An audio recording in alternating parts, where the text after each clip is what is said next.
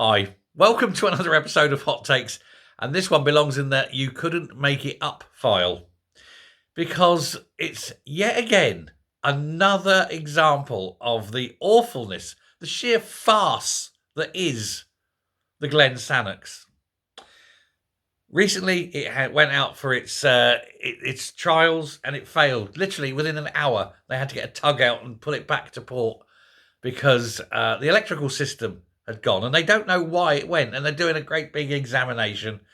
And it was originally due, well, it was originally due 7 years ago, but recently they said, early August, then it became late August, early September, late September. But they said definitely the 14th of October, and then no, but they don't know when it's going to be delivered. But then the latest one was that they will release soon the date at which they hope that they're going to deliver it. It could be a year away. It could be much longer. The problem they've now got, and this is where, you just couldn't write this. If this was written as a comedy, people would find it unbelievable. But it's already now so old that a lot of the parts on the ship need to be replaced. This ship has never carried a passenger, but because of its age, things need to be replaced and repaired and maintained because they're now officially out of date. Certain parts have to be replaced by law after certain times or after so many hours of service and so forth. Well, they've mounted up. And of course, what's happening now is this beleaguered ferry, this ferry of doom, needs all these parts. Well, where are they going to get these parts from? Ah, wait, look, across there. Yon ferry, the Glen Rosa. And that's what they're doing. They're stripping the Glen Rosa for the parts they need to put into the Glen Sannox.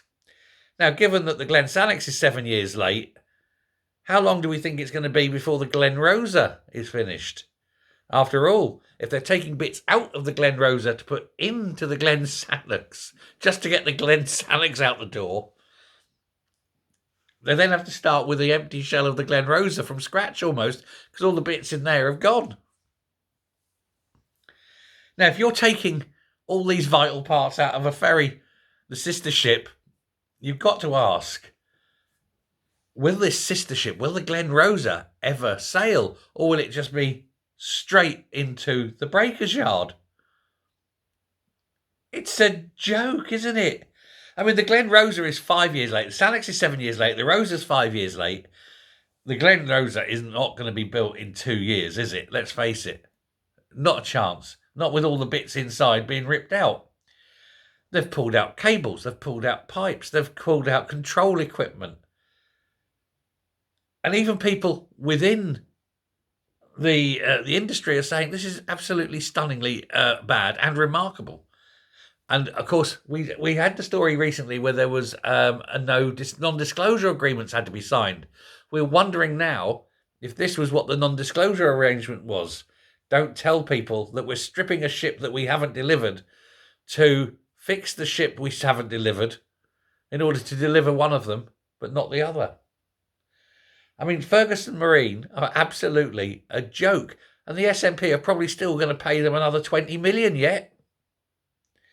I mean, if it wasn't serious, it would be laughable. But ripping out parts of one ship to finish the other is robbing Peter to pay Paul. But Paul is never going to sail, and neither is Peter. These ships are doomed. They are doomed ships.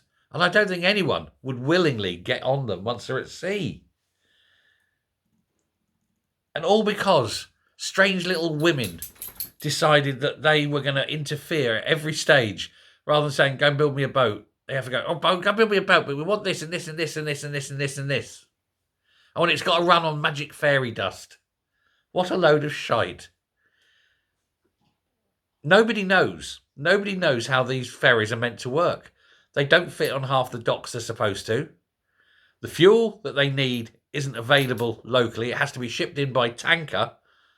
So you get all these tanker lorries coming up. Very good for the environment, isn't it? One load of absolute bollockry. It truly is.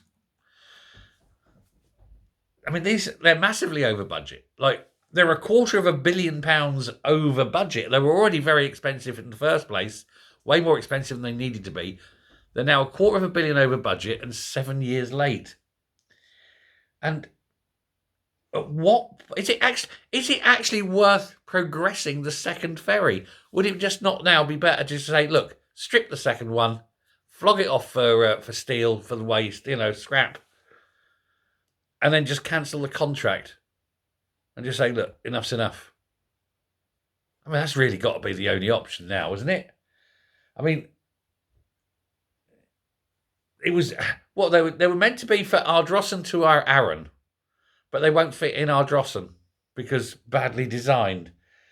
And of course, it's a joke. I wonder if they put glass in the fake windows. They had these windows and they painted the windows on because at least then it looked like it had windows, but it didn't. You couldn't make it up. So they don't have a definite delivery date for either vessel. I honestly don't think they're going to deliver. They're not going to deliver these vessels. And they're both still undergoing work. And there's no date at all. They're just not giving a date for the Glen Rosa. So I suspect that the Glen Rosa has actually been abandoned. I don't think anyone's going to say anything yet, but I believe it's looking increasingly like the Glen Rosa will just be abandoned. They're not going to build it. But they tried to push this green dual fuel engine into there, and that was the mistake. Instead of just putting out a bloody ferry that worked. So they have this thing with these green dual fuel ferries, liquid natural gas. And these are very, very complex things. And it's the very complexity of these engines, I think, that's caused half the problem. So rather than just having big, fat old marine diesel engines, which are well understood, reasonably cheap, very reliable, they've had to put these green engines in with their LNG, which has enabled thousands of miles of travel from liquid natural gas from the Middle East to Scotland. Then they pump it onto these lorries, and then they drive the lorries to the ship, then they hang it up and then fill the tanks up there. But then the tanks themselves are sitting in the core of the ship, and as this empties and up and downs and that, it affects the stability of the ships. They're just so badly designed. And the reason they're badly designed is because the people at Holyrood are saying, oh, we want this clean gas, blah, blah, blah, blah, don't understand how ships work. Literally. And so everything has been a complete unmitigated screw up from the start. Who's to blame? Well, Nicola Sturgeon. It's Nicola Sturgeon's baby. Let's give her the blame.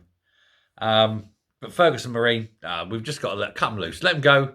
Sorry for the workers, but what do you do? Let me know what you think. Thanks a lot. Bye.